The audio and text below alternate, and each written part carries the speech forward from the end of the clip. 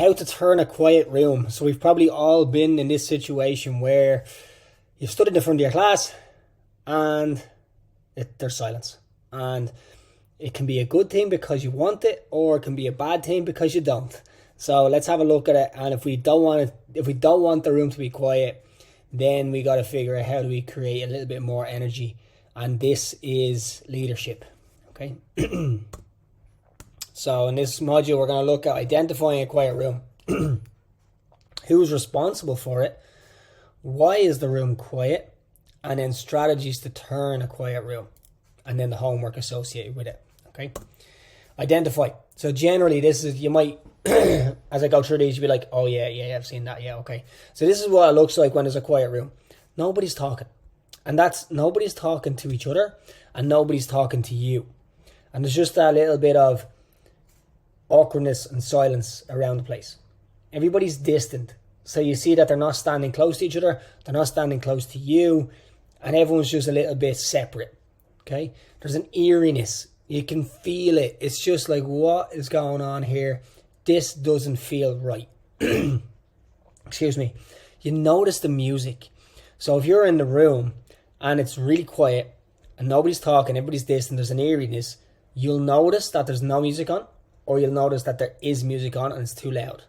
So if you notice the music, you notice the song, you know what's playing, you hear it, you're listening to it, then you notice something else wrong. If you're in the room and everyone's blah, blah, blah, and you don't notice how loud the music is, or how quiet the music is, or if there's no music at all, then it's probably okay. All right. I love to have the music on really, really low, just so it never, we never have that eerie silence in the room. I always want a little bit of background music just to set a little bit of tone. Okay. And then it feels awkward. Like all of the above just creates awkwardness in the room. And if any of these are in play, then you know the room is quiet and something needs to happen. So who's responsible for it? So your initial reaction might be to say, geez, everyone's very quiet in here today. And we've probably all been there. I know I've said this myself. And it's only because I've said it myself that I questioned it. It's like, why is everybody quiet? What am I doing? Am I contributing to it? Or could I be doing something different to solve it? Okay, so it might be the coach. And the coach might be setting that tone. And then it could be your body language. It could be that you're not making eye contact with people. It could be your demeanor, similar to body language. It's like, yeah, I'm not really arsed. I'm not bothered being here. I don't want to talk to anybody. I'm just going to hear and I'm going to run through this class. You're not smiling. Your facial expressions are dull. You've no energy. You're not engaging in conversation. You've had a really bad day and you're bringing it into your class. These are all the things that the coach could be doing wrong. So the first question is not ask everybody else what they're doing wrong. Is ask, what am I doing wrong? What am I doing that could be causing this room to be quiet? Am I responsible for it, or are they responsible for it? And it isn't always the coach's fault, but it's the coach's responsibility to do something about it. And the only way we can do something about it is identify, are we the problem? Is there something that we're doing wrong first? If there's something that we're doing wrong first, then we can change it. If it's not us, it's not the coach, then it's like, okay, how do I take responsibility for it and still make the difference? Okay? So why is the room quiet? There could be quiet personalities in the room. There could be like a group of people that don't know each other. It could be a group of people that are all new. It could be like, I'm a coach in the 6 p.m. class and it's full of people from 5 a.m. and lunchtime and 7 p.m. It's not your usual crew. They don't know each other very well. It's all a bit weird for everybody. It could be just a small class. It could be like 3 or 4 people in the class and they don't know each other and it's just quiet. It's just weird. The workout might look a bit shit. So if the workout looks a bit shit, everybody's a bit like, oh, I dragged myself to the class and now I don't even want to be here and I couldn't be bothered talking to anybody. That can happen. You know what I mean? Everybody had a bad day. Let's say every single person in the class had a really shit day at work or a shit day at home, or they just woke up, it's an AM class and they're absolutely wrecked. It's Friday morning, they've had a tough week. There could be loads of different reasons for it. So it's first, take a look at yourself. Is there something that you could do differently? And then secondly, take responsibility for it and say, okay, well, what's going on in the group in front of me? What type of people have I got here? What is the situation? What is the rate of the room? And then you got to figure out, what do I do now about it? So here's some strategies, right? So a lot of the time you won't know you have a quiet room until you do. And that's the difficult thing about it, is that You don't know you have it until you're in it, and then it's like, shit, what do I do now? I didn't plan for this. I don't have time. Do I just roll with it, or do I do nothing, right? Now, there's some easy things that we can just do to change the mood quickly, and there's other things that take a little bit more time. So we can get ahead of it though, and we can get ahead of it by building these things into our class frequently. And the more frequently we do these things, the more comfortable people get, the less likely they are to be quiet, and then the more problem you're going to have is then trying to keep them quiet. All right, that's the ideal scenario. The scenario you want is the scenario where you've got to tell people to be quiet, not raise the roof. All right, so if people are talking in your class, don't look at it as a bad thing. It's a good thing. It's a really, really good thing, because you'd rather people be talking and having created a bit of energy than the room being dull and quiet all the time. Okay, so here's some strategies that we can use to get ahead of it and make sure that we never have a quiet room. So engage with your class, and this is from the coaching perspective. This is what I do to make sure that the class is engaged. So I bring them into the coaching by asking questions. I want to be relatable. For example, let's say you're doing power cleans or power snatch, and you're talking about hook grip. I think we want to have hook grip today because when we make contact with the bar on the mid quad or the upper quad, or we make contact on the hip and the snatch, that impact can cause the bar to move out of the hand. So we have to have the hook grip so we can get the transfer of power through the position. All right. Has anybody ever done a clean or a snatch? They've made contact and the bar flew out of their hands. Somebody in the class might say yes. And if they don't, say, well, I have. And it just kind of creates a little bit of conversation. And then if somebody else says, yeah, I did actually, it's like, yeah, did you use hook grip that day? And they're like, no, I didn't. And you're like, yeah, so that's the reason we want hook grip. So we don't want the bar flying out of our hands. Somebody else might say, yeah, that happened to me before. And you say, did you use hook grip? And they're like, yeah, okay. Do you have really tiny hands and you can barely grab the hook grip? That's going to be a problem. You want to make sure you get the 2 fingers over the thumb to make sure it's really secure. If you're only barely hanging on by a nail, then it's probably going to come out. And then you've just engaged in a little bit of conversation. You've made it relatable to people.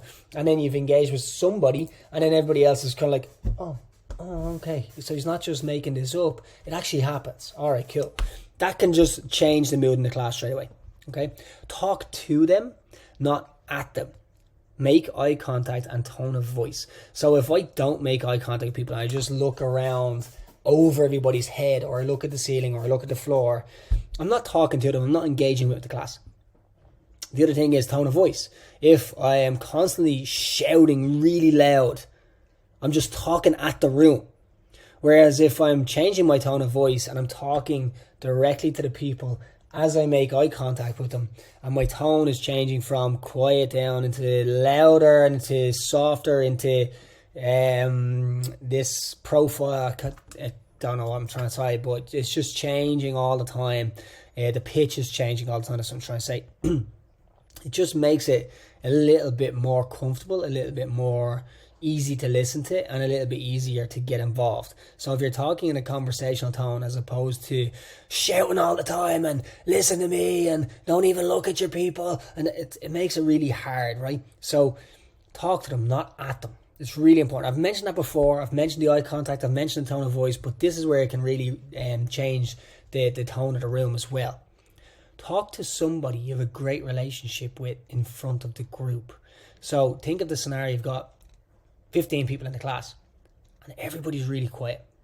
You're like, how do I get these people to talk more? And you don't know what to do. Pick the person in the class you have the best relationship with. And they could be, let's say you've got 2 rows and you've got 8 people in each row. You've got 16 people. And you're like, that third last person down on the right hand side, I know them really well. Talk to them. And talk to them from the front of the room so that everybody can hear the conversation. And it could be at any moment in the class. And just think about it. Like if it's a quiet room, like just take a second to think about it. All right, I know that person. What can I talk to that person about? What have we talked about before? How do I get this going? And you could simply just ask them a question. Like it could be very simple as like, they said they were going home to cook dinner last night. And they were going home to make enchiladas. Hey Rory, how are the enchiladas last night? It's like, then everybody just like, that was random. Enchiladas, what's he talking about? And then Rory's like, yeah, oh man, they didn't work out well at all. And then he tells a little bit of story. And then he's just for background, everybody, we were talking about last night. We were here chatting away. Rory said he was going home to make his enchiladas and just wanted to know how they went. And now we all know. And that just, like, you'd be surprised how that conversation with one person in front of everybody breaks the silence.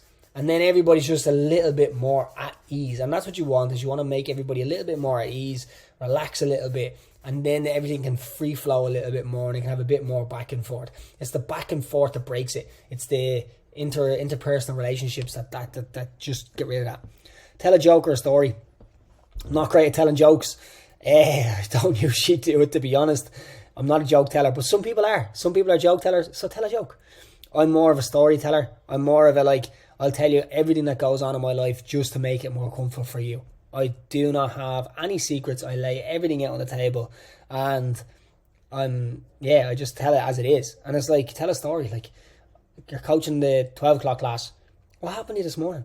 Oh, lads, I woke this morning. Right, here's my morning routine is I get up, I go downstairs, I have a bowl of cereal, I get Harry ready, I bring him to crèche, I come home, and then I have my eggs and my bacon or whatever it is, right? But this morning I woke up, I went downstairs, there was no milk. I was like, oh, nightmare, no milk, the wrecks the day, why have I done this, what a great start. And then I'm like, right, okay, do you know what, I'll just go over to the shop, buy more. Went up, got changed, went over to the shop, did no lactose milk, no lactose-free milk. I'm lactose intolerant, so I can't just get regular milk, I have to get lactose-free milk. There was no lactose milk. I'm like, great. Don't have milk, don't have lactose milk, you're not home. You're walking home, and you're walking across the road, and a car drives through a puddle and splashes. What a great start to the day I have just had.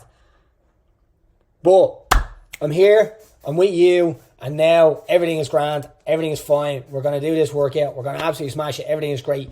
And it's just, like, just opening up and telling people a little something about yourself. Like, even that's just a random story. Like, I literally just made that up, by the way. But letting them, like, now everybody knows that what I do in the morning, I have cereal and then I have eggs. I'm also lactose intolerant. It's like, okay, well, people are learning about me. That sets them at ease as well because they know more about me. So you'd be surprised with how these things can affect the group, all right? But it's just, you need, like, it's just something that we don't generally do, but makes a massive difference, okay? That was engaging with your class. That's you being the engager, right? Now, if you want to get your class engaging with each other, this is the next level, right? So, introduce yourself to everyone in the room. Oh, sorry. I got confused there for a minute. This is like, if you know you've got a class, like I said back here, they don't know each other, right? If you know you've got a class that don't know each other, and they're all from different times class, they typically train at different times, or they're all new, or whatever it is, it's literally just say, all right, everybody, I want you to turn around and I want you to introduce yourself to everybody in the room. And just get them to do it. Like, what will happen is this. It'd be like, oh, this is really awkward. But within 10 seconds, you're going to see them smiling, you're going to see them laughing, and then you're going to see that they know each other now. You would be amazed the difference it makes. Like, it's so fucking awkward. So awkward when you're told to introduce yourself to someone. So awkward. But then if everybody is doing it, if you've got 15 people in class and all 15 people are doing it, it's not awkward anymore. Now it's funny. Like, it's just, if you've never done it, try it. And you'll see the difference it makes. Especially if you know there's 3 or 4 new people in the class. They're going to feel super awkward. Whereas if you just say, here, look, lads, introduce yourself to everybody in class. Even if you know each other, just do it again anyway. For the crack, off you go. Work away. They just do it. It takes a minute. All right? But the difference it makes to your class is huge. All right, think of a conversation you had earlier recently with an individual and bring it up to pull others into conversation. This is similar to talk to somebody you have a great relationship from the group, right? But this is where you're going to use it to pull other people into the conversation. So, let's say, Jack, you want to finish top 50 in the Open this year, yeah? How's that looking? Are you on track? And he answers, cool. Anybody else have any targets for the Open? How's it going? That's probably a bad example. I probably wouldn't use that one, right? But maybe it's, let's say it's before the Open, and it's like, Jack, you've been training hard lately. You're going for top 5 in the country this time, yeah? Top 50 in the country in the Open. Anybody else doing the Open? No? Anybody? Yeah, 1, 2, 3. Does anybody know what the Open is? You don't know what the open is? Explain what the open is. Now it's all of a sudden everybody knows and everybody's in it, and then they have that common ground. If we're talking to one person who is doing the open, 2 or 3 other people know what it is, and then 4 or 5 people haven't a clue, then 4 or 5 people are excluded, they don't feel like they belong, and they're like, what the hell is going on? So there was layers to that conversation. It's link it into somebody you know who knows about it, ask them about it, and then talk them up. He's going to feel great because you will mention to everybody else that he's gone for top 50 in the country, and everyone's going to be like, whoa, that's impressive. Then you ask, is anybody else doing it? That links them in. And then you ask, does anybody else not know what it is? And then you explain to them what it is. And now everybody knows and everybody's together. If you didn't follow them layers in that conversation, all of a sudden now you still have a separation in the room, and the room is always going to be quiet and awkward. It's like linking it all in, bringing the layers into the conversation to make sure everybody gets pulled into it. All right. So that's one that you really got to think about, and it's practice. And the more you actively practice that kind of layering conversation to get the group in, it will happen naturally, and you'll just start to do, and you'll just start to pull people in all the time. Always think about it. Pull others into the conversation. How do I pull others into the conversation? All right. So there's layers to these things. Pair athletes. So I talked about it before. You pick the pairs, not them. They'll always go to their buddy, and there'll always be somebody who hasn't got one yet. So don't let them pick their own pals. Like I remember before I mentioned in the previous one, it was like pair off the new people first, then pair off the buddies with each other. It's like it's just follow the layers again. It's like there's just layers to everything. It's like follow the right sequence. Then you could do partner drills. Right? So if you do a partner drill, and then you can change the partners every minute or every drill, right? So here's what we can do. For example, you're going to give them pairs, and you can literally just go 1 1 2 2 3 3 4 4 5 5 6 6 7 7 8 8. Use it all together. All right. You're paired with the same number as you. Right, cool. You go 1 2 3 4 5 6 7. 1 2 3 4 5 6 7. Yeah, there's your partners. Cool. Partner up with the number that you are, and then they got to find their own number. It's like, who was one? Yeah, I was one daily. Okay. Once you get your partner, if you don't know them, introduce yourself. Cool. Grant, that breaks the ice. Now, this is what I want you to do. I want all the ones on this, or I just want to line up in a straight line facing your partner. Cool. All around this side, your group 1. All around the other side, your group 2. Deadly. Now, this is what we're going to do. We're going to do 20 seconds of synchro air squats. You got to face your partner. You got to sink at the bottom, sink at the top. Make sure you're always moving together. I want you to count the reps. You're going to do as many reps as you can in 20 seconds. Everybody ready? Off you go. Deadly. Right, done. All right, all the ones, I want you to move to your right. So all the ones shift to the right. If you're at the end, go all the way back to the start. They shift to the right. I want you to grab a med ball. You're going to put the med ball in front of your face. You're going to squat. You're both going to synchro squat. At the top of the squat, one partner's going to throw the ball to the other partner. Then you're going to synchro squat, throw the ball back. Synchro squat, throw the ball back. All right. Let's see how many reps you can get done in 30 seconds this time.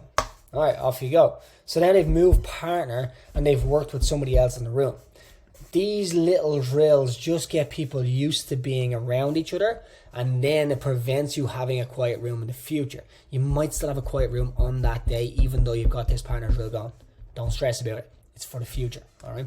It might also work in that particular session, all right? So you can do that in any structure you want, changing the partners every drill. No matter what the partner are, no matter what the drill is, you can just say, all right, find a new partner. All right, move along. There's loads of different ways you can do it. You just got to get creative with it. But knowing it's a thing and using it, it's just something you got to do. Partner drill. Ask each other 3 questions. All right, so this is another one where you can just get people to get to know each other a little bit more. It's one of these really awkward situations again, right? And everybody always feels shitty when they start these things. But then it's like, at the end of it, it's like, oh, well, that was actually quite useful. Now I know something about somebody. That was cool. All right. So ask each other 3 questions. For example, let's say we're going to go, I go, you go, one partner on the bike, one partner off the bike doing nothing. One partner's going to be on the bike and you're just going to pedal at around 6 out of 10 pace, nothing too crazy. We're going to go for 60 seconds. While you're on the bike, the partner off the bike has to ask you 3 questions. Here's the 3 questions. I'm going to give you the 3 questions to make it easy for you. You don't have to give them 3 questions, but it makes it a little bit easier if you do. First question, what did you have for breakfast? Second question, how did you get to the gym? And third question, who's at home when you get there? Simple. 3 questions. Now I've learned about what type of food you eat. I've learned about how you get, what your mode of transport is. And I've learned about do you have family. There are 3 things I've learned about. So alter them questions, vary them questions as much as you want. Vary the style of it. Don't give them structured questions. Ask them to ask one question with a bit more of a detailed answer. You can do whatever you want and you can do it in any format you want, but the idea is that it's going to get rid of the quiet room. That's the idea. It's just to break the ice and get people engaging with each other. You think about how you ask them 3 questions. The next time I see that person, I already know something about them. I might use that to continue that conversation. Or I might ask a different question from an answer you gave me. It's like, let's say they said they drive a Prius. And then you're like, oh, I'm really interested in electric cars. I'm curious about them. Next time they come here, how do you find the electric car?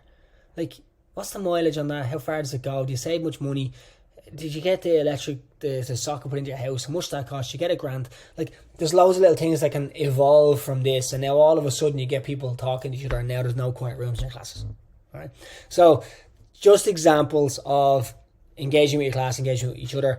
There's millions. These are just things that I've done in the past. These are things that I know work. You could try absolutely anything, but know that it's the coach's responsibility to make sure the quiet room is changed. All right. So here's just a few random videos. What are you doing? Try to entertain you? But why? Because every class I have to educate, inspire and entertain. Okay, but why are you doing that dance with the creepy face thing? This is my entertainment today.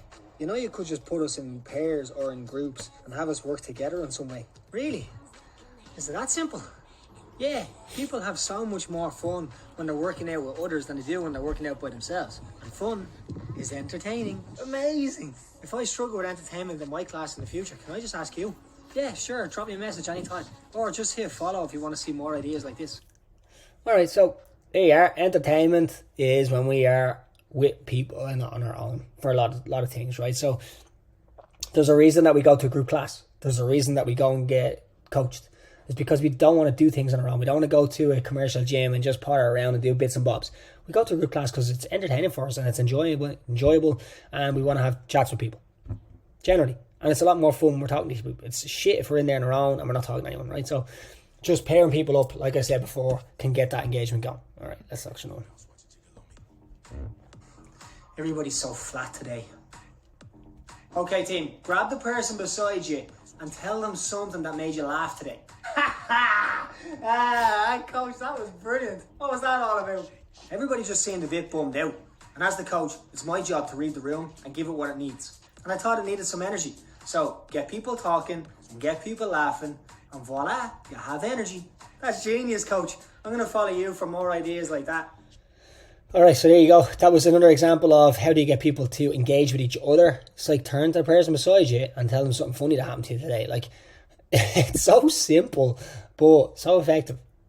And like, I've done this a lot, and I do this, like, you know, before class, everybody arrives. It's a little bit weird. Everybody's kind of standing around. People are always talk to each other easier at the end because they have something in common.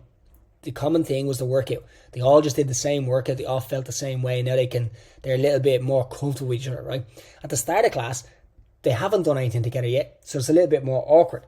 And before class, I would generally get my class together. And this is like before, like let's say it's 6 p.m. class. This is like 10 to 6, 5 to 6. People are arriving and they stand around, really weird, awkward bits going on, right? I just sit down or stand in the middle of the group and I just say, here lads, tell me something that made you laugh today. Tell me something that made you smile today. Tell me something you're grateful for. Tell me something that made you cry, that annoyed you. Like random questions that just create conversation. It doesn't matter what they are. You just have to be the person to stand up and make it awkward, which makes it less awkward. And it is asking that awkward question that people are like, oh, they have to think about it, and then they have to give an answer. It's like, oh, this is really weird. But then as soon as they do, it's different. It's just good luck. The awkwardness is gone. All right, so random things can happen at any time. Great. Did everyone count? Anyone get more than 12? Did everyone lose their tongues today? Christy, how many did you get? Who, me? Yeah, 12. If follow if you've ever asked your class a question and got that reaction. Yeah, so that's like asking the class a question, getting no answers back. That's because they've quiet room and it's just an awkwardness, and then it's like, oh shit, what do I do next? And you should follow all the previous things of how to engage with people and how to engage with each other. And these situations won't happen when you ask somebody a question. Then they're going to be more responsive. All right, so that was the whole idea there. And then last one, I talked about talking to the room, not at them. This is like Hips and shoulders rise together. Coach, there's no need to shout. We're right here. Oh, sorry. Hips and shoulders rise together. Is that volume better? Yeah, that's much better, Coach. Hit follow for daily coaching tips. Coach, you're doing it again. Oh, sorry. I need to get better at adjusting my volume for different situations. Yeah, so adjust your volume for different situations. Make eye contact. You can see the difference in the tone there, couldn't you? Like if I play that again, listen to the tone of the shout compared to the second time. You're like, oh, that's actually so much easier to listen to. And oh, okay, I feel like I want to listen.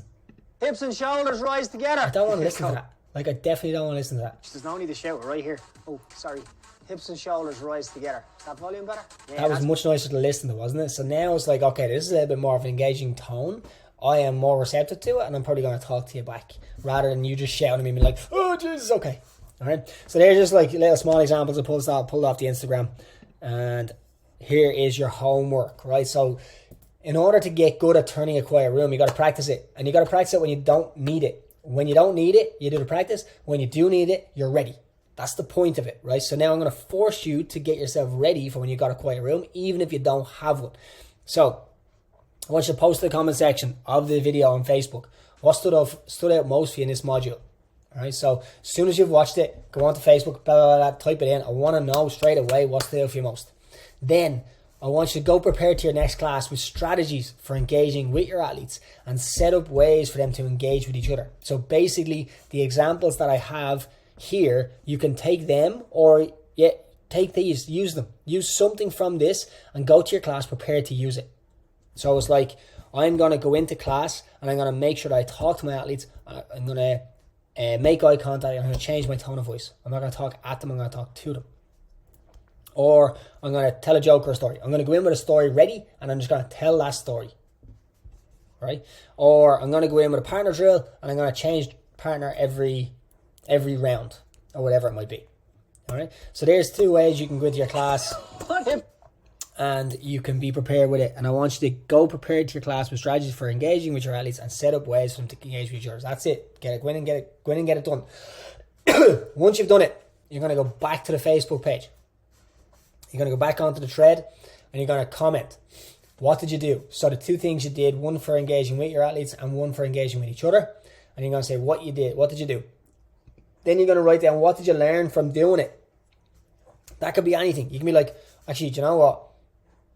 I learned that some people get on board. Some people don't. How did it go? It worked. It was amazing. Everybody talked to each other. It went terrible. Nobody bought it. They all just sat there and stared at me and I felt like an idiot. And that's okay. If you feel like an idiot, it just means they're not used to it and you have to persevere. Do it again. Do it again next time. But I want to know and I want to hear from you. I want you to tell me what you did, what did you learn, and how did it go? 3 separate answers, right? Then I also want you to think of one other way you can turn a quiet room and post to the thread. So that's 3 comments, 3 separate comments I want on the thread of this video on Facebook. 1, what stood out for you the most? Then you're going to go to your class, you're going to try these strategies, and you're going to write the 3 answers. What did I learn? Or what did I do? What did I learn? And how did it go? And then you're going to do another one thinking of one other way you can turn a quiet room. And that's for everybody else to benefit from. So they can see the list and then we can all pick up new ways to try and turn a quiet room. All right. There's probably not a wrong answer here. It's like literally, what are you going to try? You have to be willing to try things. And this is it. This is part of being a leader. All right. Being a leader, step out in front and drag people along with you. All right. Have fun with this one. You can have a lot of fun with this, and you can make your classes really, really entertaining. All right. So, yeah, have fun, enjoy, and I look forward to seeing the results.